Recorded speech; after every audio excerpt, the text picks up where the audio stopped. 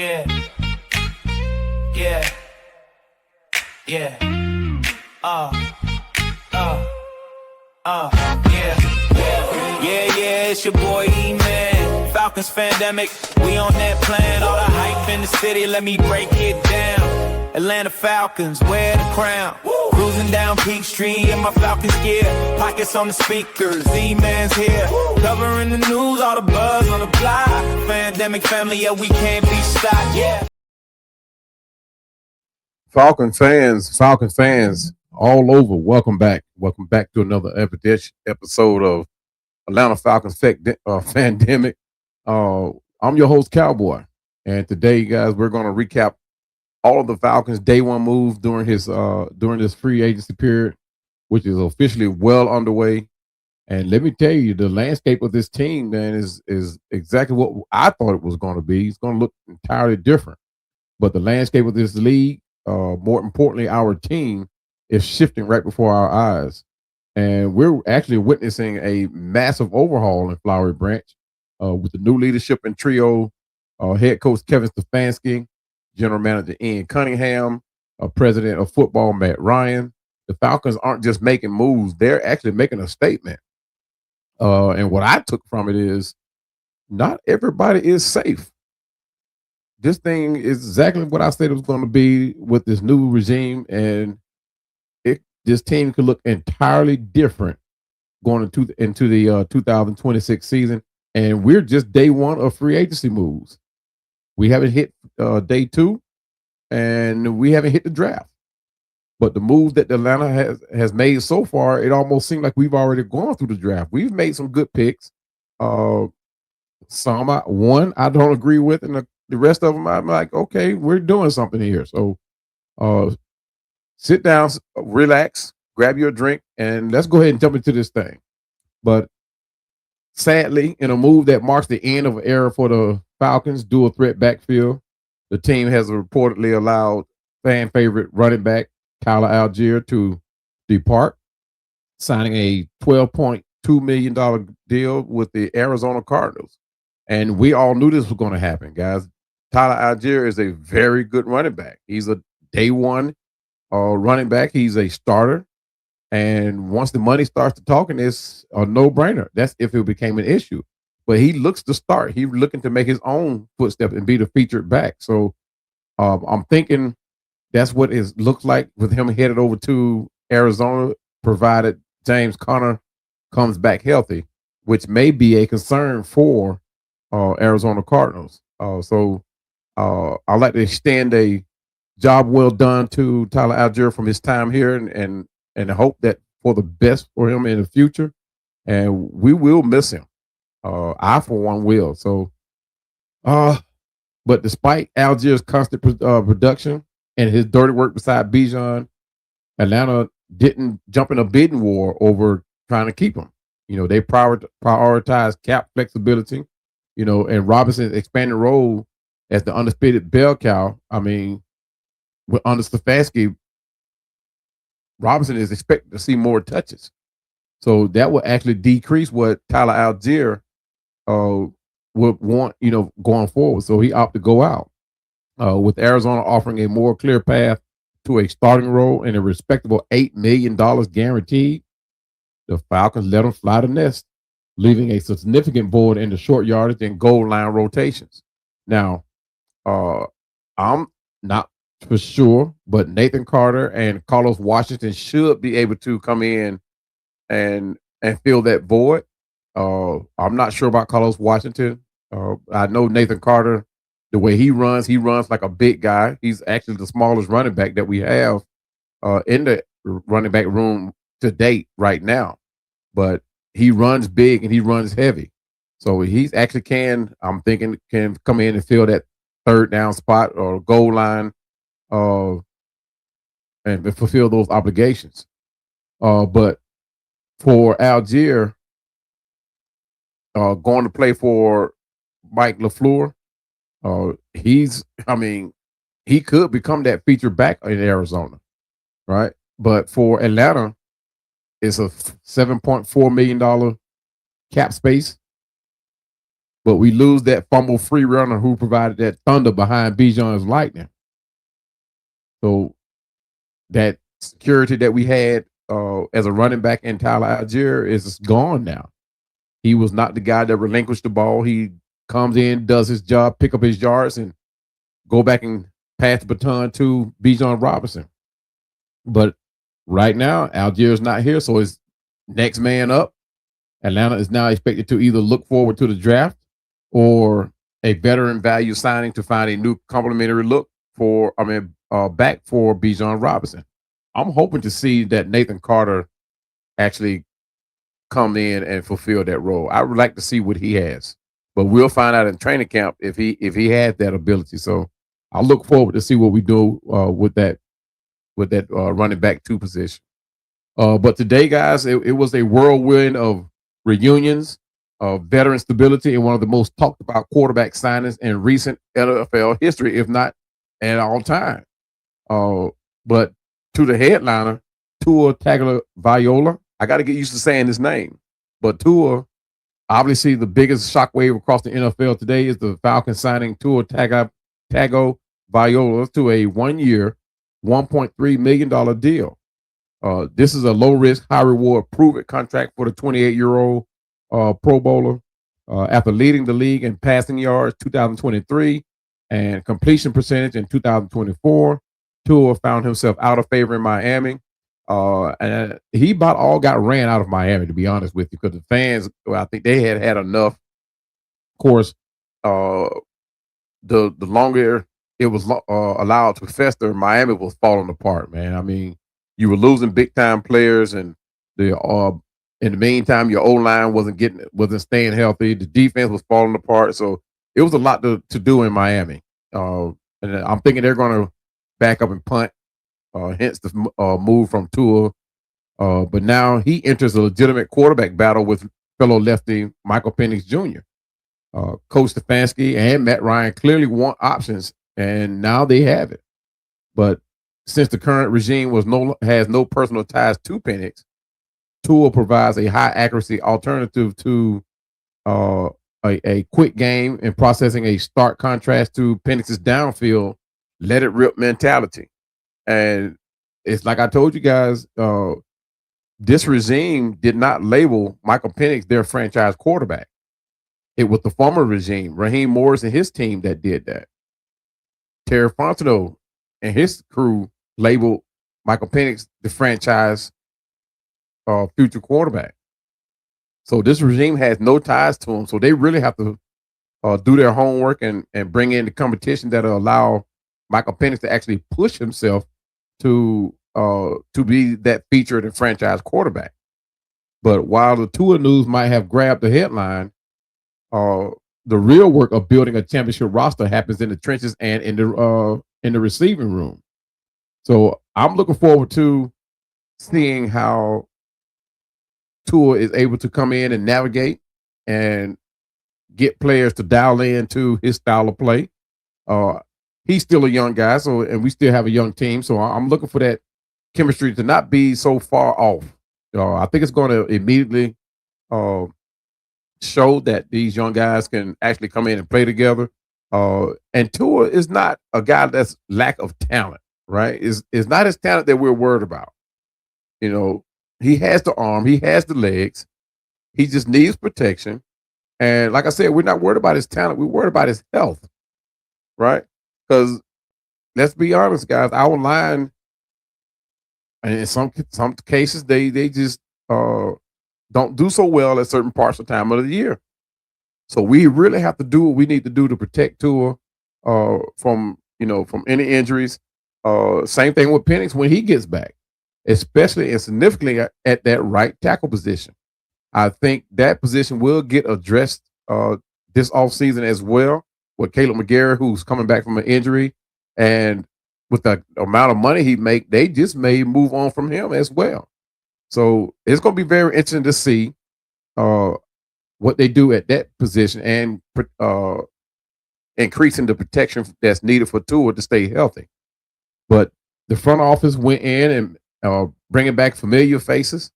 A couple of guys that are not familiar. I mean, that we're almost, we're quite familiar with, rather. Tight end Austin Hooper, the former back-to-back Pro Bowler from 2018, 2019. He returns to the team that drafted him in 2016. Hooper already has a relationship with Stefanski from his time in Cleveland, and he's a proven red zone threat. When he left, we actually, as fans, he was a fan favorite for us. We actually did not want to see him leave, and we knew it was going to be an issue at that tight end spot once he left. But his signing on a 1-year, $3.2 million deal is a key move by Kevin Stefanski and Matt Ryan, who designed to bring veteran stability and a winning pedigree back to the locker room. During his first 4 seasons in Atlanta, uh, Hooper developed into one of the most reliable targets in the league. His 2019 season remains one of his best in franchise history, where he hauled in 75 receptions for 787 yards and 6 touchdowns. And this is what I'm looking forward to seeing him do, guys. I'm looking forward to seeing Hooper giving us those 600 and 700 yards. I'm not looking for my tight end to come in and do 1,000 yards. I'd rather my tight end to give us those mid-tier yards, 500, 600, 700 yards, and give me some good blocking. And this is what Hooper is very good at. And his yards after catch, guys, is actually something to watch too, if you guys remember seeing him in Cleveland. So, but what did this significant move mean for Kyle Pitts? I'm thinking that Kyle Pitts might get moved over to wide receiver. I could be jumping the gun here, but it only makes sense, right? Remember Kyle Pitts' rookie year? He came in at playing in the slot, and that's where he got most of his 1,000 yards in that slot position. So I'm looking anxious to see what happens to Kyle Pitts, whether we keep him, whether we trade him. Even though he's been franchise tagged, that does not mean he's going to stay here in Atlanta. So I'm interested to see what is going to become of that tight end room. Because Charlie Warner, he's a very good back. Now very good tight end. And what could mean for Charlie Warner? He may just become, he may just get titled as the fullback and not the tight end. So it's going to be interesting to see. Charlie Warner, I forgot what his contract details was, and I should have included that in here, but I think he gets paid more than a fullback. Right, he gets paid more than a fullback. It's a different in pay rate, but I'm going to wait and see, and then see what all this means for Kyle Pitts as well as Charlie Warner. Now, let's not forget, we have Teagan as well as the tight end, and we also have Joshua Simon, who I am really anxious to see what we do with him. Joshua Simon, I think, is a very good tight end. And what that means for that tight end room is it's going to become very competitive. It's already competitive. So I'm looking forward to see what happens at that spot as well. Another move that we made, we reached out and grabbed Olamide Zaccheaus, who's no stranger to us. He had a very good history with us. But Oz is back in the ATL, looking to recapture the magic he had as a reliable deep threat. And we saw his talent, coming to play when we played against him. He actually gave us the business. He actually performed very well when he played against us. He, as a reliable deep threat, he is a key return. His return is a key piece to the new era under the leadership of Matt Ryan and Kevin Stefanski, prioritizing players who know what it means to play in Atlanta, adding to the culture. But Zaccheaus originally joined the Falcons as an undrafted free agent in 2019 out of Virginia. He didn't just make the roster, guys. When he got here, he didn't just make the roster; he made history. Right? Remember, he came in with playing with Matt Ryan.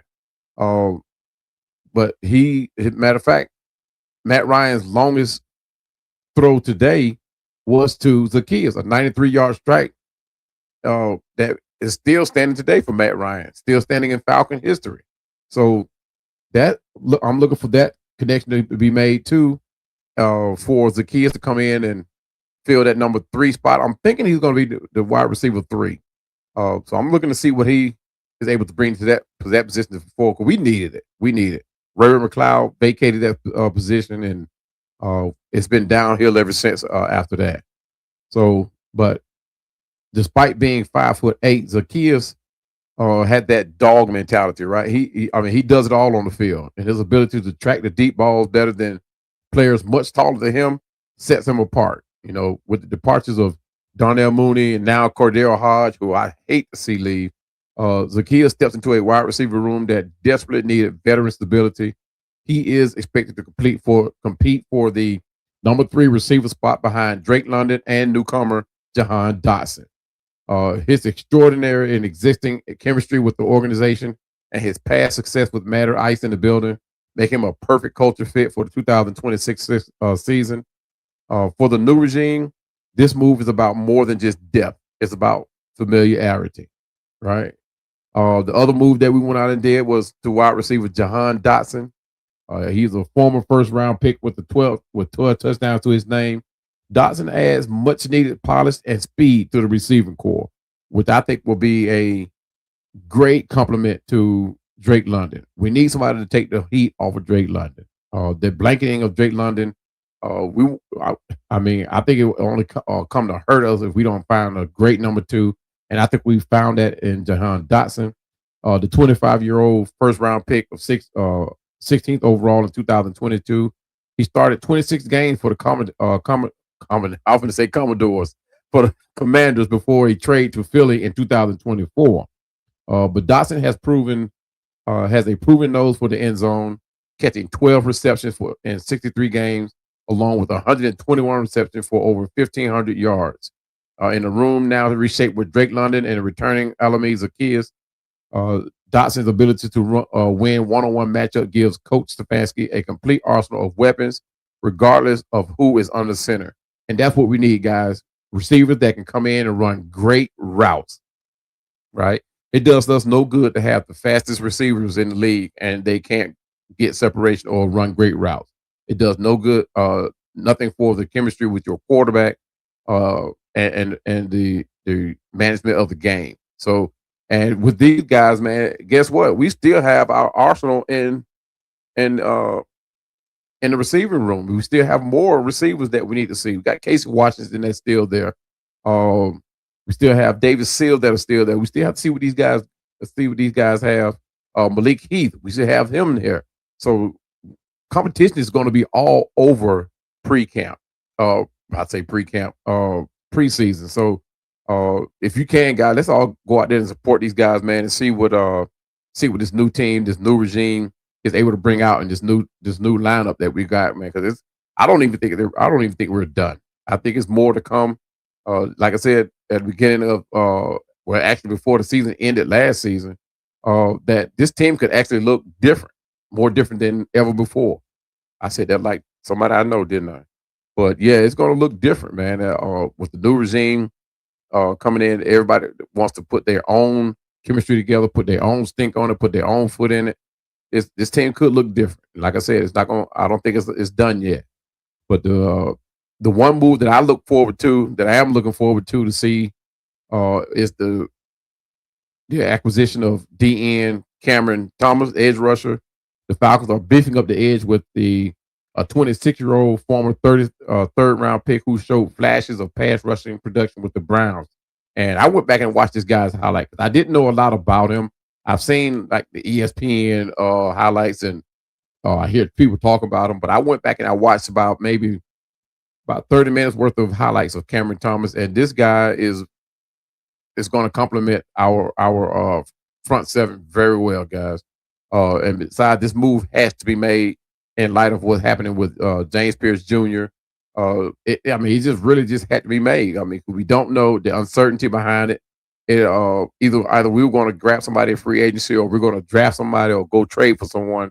It has to be made and it had to be addressed. So I'm glad that we went on and found somebody that can fill this role, very capable of doing it and get results and not just come in and fill a uniform.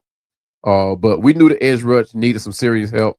The front office went out and secured a physical high motor and presence in Cameron Thomas, and that's what he has, guys. He has a very high motor. He just he doesn't stay blocked. You know, even if offensive line manages to block him, he doesn't stay that way. He keeps going until he gets to where he needs to go. Uh, but his time was spent in Cleveland, and who knows, from what he did, it probably enabled Myles Garrett. Now, Myles Garrett is a once in a generational talent at D tackle, but uh, he probably allowed. I mean, what he did on the line actually could have aided in Myles Garrett doing what he's able to do. And that's the point, guys. Getting guys on the defense that can complement each other and allow each other to be their best, right? And we saw that evident last season with James Pierce Jr. and Jalen Walker, right? So that's what we want to keep up. That's what we want to keep maintaining. And that's what makes defenses what they are, good defense what they are. But Cameron Thomas, a former third-round pick in 2022 by the Cardinals, Thomas made 22 appearances for the Browns, 3.5 sacks, 39 total tackles, 5 for a loss, and 8 quarterback hits. And when I tell you that his stats, guys, when I tell you his stats does nothing, absolutely nothing to highlight how he looks on the field, the impact that he has. This guy, I think, will be I think he will be very significant under Jeff Albrecht. Very significant. I know we're going to miss the 10.5 sacks from James Pierce Jr. This guy may or may not get that high, but he's going to be an impact to allow other players to do what they do. Hence Jalen Walker, hence Christian Harris. Hopefully we'll still have Caden Ellis. I don't know. But at this point, it's looking more like we won't be with Caden Ellis. We want to have Caden Ellis with us. But even if he is or is not, I think Cameron Thomas will help this defense significantly, right? And that's what we want. We want players that make that impact. But the vision was to have that speed and decisiveness outside, right? Nobody that's not going to second guess what his job is, and have that leadership group move to secure 2 players that help to show up a plan, right? So, and that's what we're looking at. That plan to keep that defense playing at an elite level, hopefully staying in that top 10 realm, hopefully moving on further than that into the top 5, and becoming that type of an elite unit. And Cameron, I think he can help us do that. But the speed and decisiveness of which this new leadership group moved to secure 2 players of this caliber by bringing in Jahan Dotson and Cameron Thomas, the Falcons are executing a vision of it being multiple, physical, and aggressive on both sides of the ball. The floor of this roster just got raised up and raised up significantly, right? And that's what we want. When we want players brought in, we don't want to say, "Oh, well, he's just here to fill a spot," or "Well, he's just here until." We want to see the possibility of that player coming in and either aiding in the team getting better or plain old just taking over, and that's what we want. So the Atlanta Falcons aren't just leaving any stones unturned, right? They actually went out and grabbed to address the special teams, and that's what this next move is, bringing in Nick Folk, right?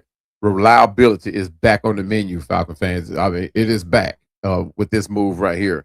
After cycling through 3 kickers last season, the Falcons went for ultimate stability, right? The signing of Nick Folk to a 2-year contract is a direct response to the kicking carousel that plagued the Falcons in 2025 by bringing in one of the most statistical accurate kickers in NFL history, right? The new regime is signaling that that close enough is just no longer acceptable on special teams. And that's where we were with not saying that Gonzalez was not good, right? But with this move right here, it is saying it's not good enough. We want perfect or near perfect. And even at age 41, I think this is where where the regime is saying this is near perfect for us. But Folk just came off a season where he led the NFL with a 96.6 field goal rate, extra point, a perfect 22 for 22. He proved that he still has a leg, hitting 7 of 8 from beyond 50 yards, including a season-long 58-yarder. Now, why do you think the Falcons made this move, right?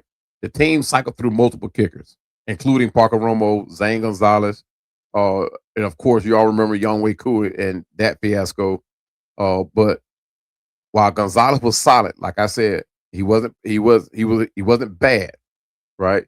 But folk 96.6% rate represents a massive upgrade in a league where games are often decided by a single possession, right? And this is about as close, that 96.6% is about as close to Morton Anderson as we're going to get, even at age 41. Now, one thing to take note of is one of the most exciting aspects of this signing for the Falcons fans is that folk will now play at least half his games inside Mercedes-Benz Stadium, right? Throughout his 19-year career, folk has primarily kicked outdoors in tough conditions like in the Northeast, conditions like New England and New York. So, but moving to a controlled indoor environment in Atlanta is expected to potentially extend his career and maintain his elite accuracy. It could only get better. And that's going to be what I'm going to be looking for is um, how he's going to be able to kick on turf, right? Is that going to be something different for him and how it'll affect his accuracy? But that's one of the things we're going to be looking for. So we got a lot to look forward to in camp, guys. I mean, it's going to be fun. I think it's going to be fun. Uh, this next move that we made, that we went out and signed punter Jake Bailey. And just to round out the overhaul, this move right here, I was actually surprised that it was made, right? Because I think Pinion was doing a decent job, right? But the Falcons have officially signed punter Jake Bailey to a 3-year, $9 million contract, $5 million guaranteed. And by pairing Bailey with the newly signed Nick Folk, the Falcons have completely rebuilt their specialist unit with high-end veteran experience. Bailey was named to first team All Pro and Pro Bowler. That same season, he averaged a massive 48.7 gross yards per punt and led the league in several net punting categories. But Bailey is also widely regarded as a pin deep expert. For his career, Bailey was has down rather 41.9% of his punts inside the 20, a critical stat for a team that struggled with the field position since the days of Matt Ryan, right? And we knew Matt Ryan was one of those guys, man. If I was a quarterback and my kicker couldn't, or my special teams rather, couldn't get no more than 30 yards off field, I just come in shaking my head, right? Be like, oh man, we pinned deep again, that type of mentality. But Bailey is coming off a very productive final season with the Dolphins, where he showed he still has that booming leg that made him a 5th-round pick. He played in all 17 games, maintaining a top 12 ranking and net average of 42.6 yards and a hang time of 4.49 seconds. And that is very good, guys. That is very good. As for his efficiency, he recorded only that won't be good. But he recorded only 3 touchbacks all season, showing the touch needed to flip the field without giving up free yardage. And that's what we're looking for right there, guys. That's what we're looking for out of our punter, to limit those touchbacks. But this move is all about continuity and culture. Bailey is reuniting with the Falcons special teams coordinator, Craig Aukerman, who coached him last season in Miami. Aukerman knows exactly how to utilize Bailey's leg strength and to have already built the communication necessary to hit the ground running in 2026. That just means less distraction, right? They already have the communication, just a matter of changing that uniform and getting the chemistry set on special teams, right? But with Bradley Pinion moving on, Bailey steps into the leadership role for the special teams unit. Playing indoors at Mercedes-Benz should only help his numbers, as he'll no longer have to battle the gusty winds of Foxborough or the humidity of Miami. Now, how serious are the Falcons? Well, the Falcons went out and spent $15 million in total guarantees this week to secure Nick Folk and Jake Bailey. That tells you how serious they are about fixing the issues on special teams. That's a massive investment for 2 kickers, guys. And in the third phase of the game, but after the 2025 season, it's clear that the new regime isn't just leaving chance. They're leaving no stones unturned. So they're actually addressing the very needs that almost crippled last season. So with day one of free agency behind us, guys, the Falcons moved on to also went on to take care of in-house business, right? To clear up even more space, the Falcons looked to linebacker Troy Anderson. I don't know why, but the structure of Troy Anderson's contract was a strategic move primarily designed to address a complex tolling situation following his injury that sidelined him in 2025. But the core of this agreement was to ensure Anderson remains a Falcon for the 2026 season without his rookie contract tolling, which have essentially frozen his contract status due to his time on the PUP list. The 2026 cap hit is only 1.54 million. But for those of you who don't understand the tolling clause under the CBA, the collective bargaining agreement, if a player stays on the PUP list through the end of their contract final year, that contract can toll, meaning the team keeps them for an extra year at the same rate. So by restructuring, the Falcons and Anderson bypassed this uncertainty, officially locking him in for the 2026 season. So that means 2027, he definitely won't be here. But he will be in camp to fight for a position. But he is now set to enter the final year of his contract deal and is expected to be a full participant in training camp. And this also is a move, too, guys, to actually see what he actually has. Why is he still here? So with him and Braylon Trice being uncertainties, and we desperately need the bodies in at the linebacker position. So we have to see what these guys still have in the tank. Can they, come in and compete for a position and stay healthy? I'm not fully convinced that Troy Anderson can stay healthy. I thought we should have moved on from him 2 years ago. So I'm going to be watching this one as well to see what happens with Troy Anderson, because it's actually baffling to me why he's still here. No disrespect to him, but any player's best asset is his availability, and Troy Anderson just has not been that. So I'm anxious to see what's going to happen with that. So why does this matter with Troy Anderson? He has been the centerpiece of this, guys, of the new era, right? The front office decision to restructure him rather than let the contract toll shows a high level of confidence in his recovery. So that's saying that that's for this season, not 2027. But he joins a revamped locker room now that includes Divine Diablo, newly signed Christian Harris, who we'll get to here in just a second, and also J.D. Bertrand.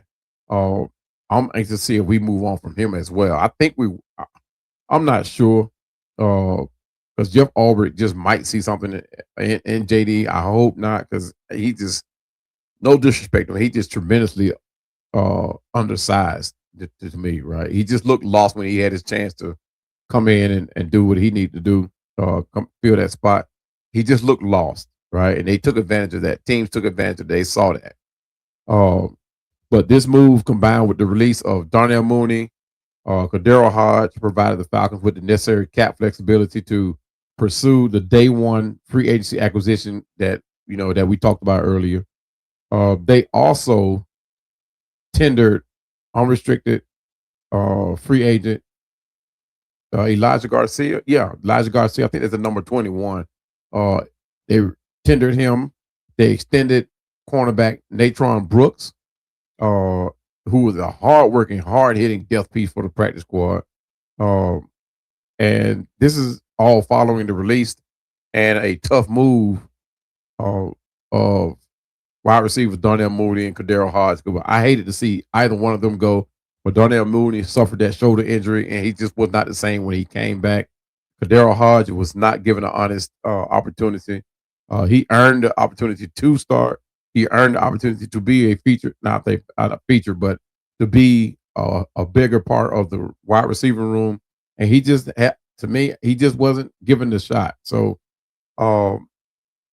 I hate to see him move on, right?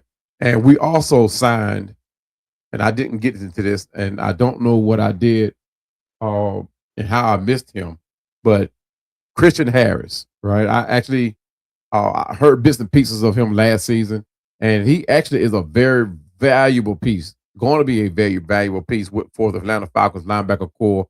But you got to think about Christian Harris, Cameron, and Cameron and Jalen Walker, all of these guys coming in and oh my God, oh my goodness, I mean playing together. You know, it's going to be epic to see these three come together on that defense to see how Jeff Albrecht's uh, chemistry comes about and and get these guys to playing together. I think it's going to be a great complementary for all three of these players, right? Um, we're going to miss James Pierce Jr. Obviously with his 10.5 sacks, but I think between Christian Harris, Cameron, Jalen Walker, uh, I think Zach Harrison, I think he's going to be back. Ruko Rojo, Brandon Dorless. That is a fierce front, guys. And if we happen to go find a mean and green and hungry man in the middle of that nose tackle, that D tackle spot, nose tackle spot, I think the sky's the limit with this defense, guys. We could actually find a whole new defense in this thing. But what I didn't cover, guys, and I'm going to go back, and I just looked at and saw my thumbnail here of where we at, of Tua, right? And I wanted to cover this, right? His career versus the NFC. And you may be asking, like, why you just didn't do his all-time career record? Well, playing in NFC and just like playing in AFC is no different. But what matters for us going into the into the conference and a better shot at getting into the Super Bowl is how a quarterback operates and performs against the division that he's in. Yes, we can stand to lose some games in AFC, but when it comes to what really matters, get us into winning the division and going on and contend into the NFC conference is how that quarterback plays against teams that he's facing every weekend. And what I'm looking at, and this here is not bad, guys. This is not bad. 16 games, win-loss record of 9-7. It's mid-tier, right? It's mid-tier, mediocre. His passing yards are 3,950 against the NFC. Passing touchdowns 24, 8 interceptions, a completion rate of 67.5, passer rating of 98.2. Like I said, these are very good numbers. And I'm not going to say that he did not have weapons in Miami, right, where he could perform right, but at the same time, excuse me, this record against the NFC, I think is actually telling. You know what I mean? With the weapons that we have, that we're projected to have, I think he can actually improve on this and actually get us into winning the division and exceeding expectations and possibly get on into the conference. But in reality, excuse me.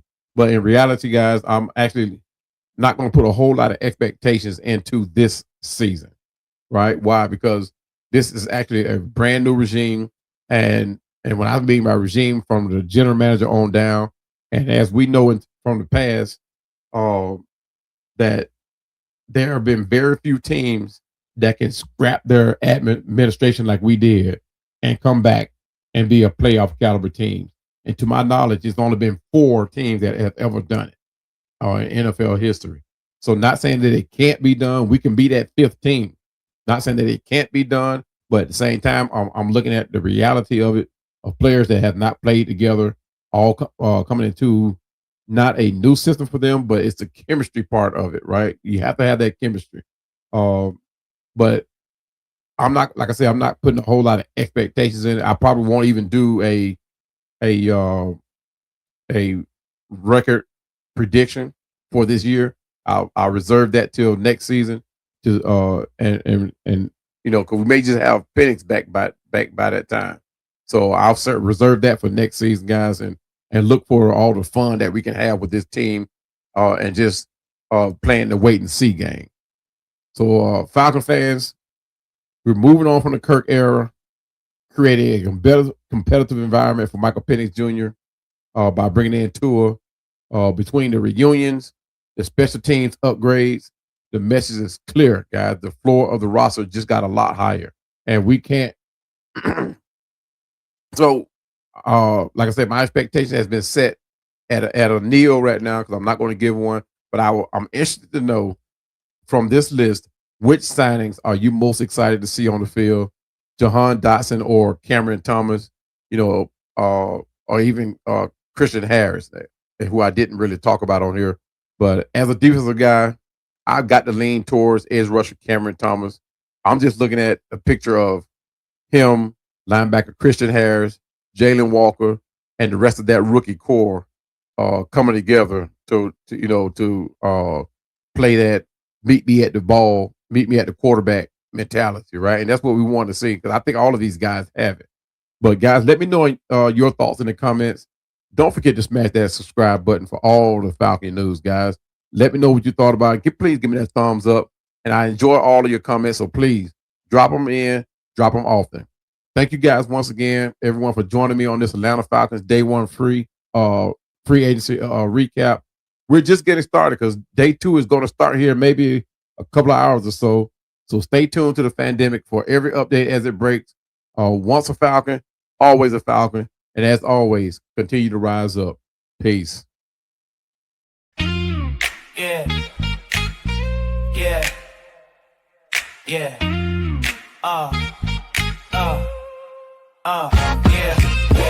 Yeah, it's your boy E-Man. Falcons Fandemic, we on that plan. All the hype in the city, let me break it down. Atlanta Falcons, wear the crown.